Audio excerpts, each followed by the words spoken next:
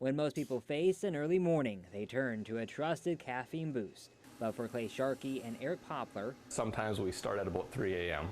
Up bright and early is the normal routine to turn green beans into that daybreak welcoming aroma. It's just cool to go and start something that just plain didn't exist before. Clay and Eric are the co-founders, co-owners, and co-everything of Beans Coffee Company in Mankato, starting as a personal mission to find the right cup of joe at their church. Both Clay and I love coffee, and we both have a mutual disgust for bad coffee. So while Clay was on a honeymoon with his wife, toured a roasting facility.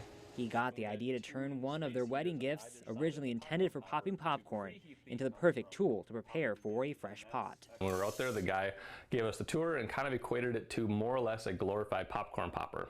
Based in a garage, this homegrown roasting company started heating up in 2010, cracking the coffee needed for themselves and friends. It takes a long time to fill a bag because the popcorn popper, you could only do about a quarter or so cup per batch. It took us about 3 hours to roast enough coffee to make that one bag. Along the way, making some improvements and upgrades to increase capacity. Found somebody that actually converts barbecue grills into coffee roasters. In 2014, they expanded to selling at the Mankato Farmers Market, and in 2016, they moved out of the garage into an office space with a hot air roaster. We found out that there's a few flaws from doing it in the garage. I almost set the garage on fire one time, set off smoke detectors all the time, so it wasn't a perfect system. But a system brewing up some dedicated customers. We've been with you since you were in your garage. He goes, that's just a story that I like to go and say.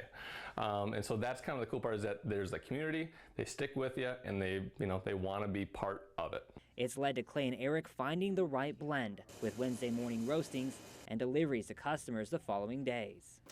But it's a process involving dedication, with small batches no more than 6 pounds at a time. It's just that dedication to quality is where the small batch goes, and plus it also allows us to do a batch for a few people so that they can go and get their coffee the day after it's been roasted. Their roasts are even featured on store shelves at Mankato's Hy-Vee's, St. Peter Food Co-op, and New Ulm Community Market. But this is all in addition to raising a family. We luck out and have some very understanding wives. And holding down full-time jobs. We both work full-time, 8 to 5 shifts Monday through Friday, so we start super early in the morning, and luckily when you're roasting with your best friend, it helps a lot too, because you can joke around, you can have fun. Coming a long way from just trying to find the perfect cup of Java to discovering a lot more. In Mankato, Sean Logan, KUIC News 12.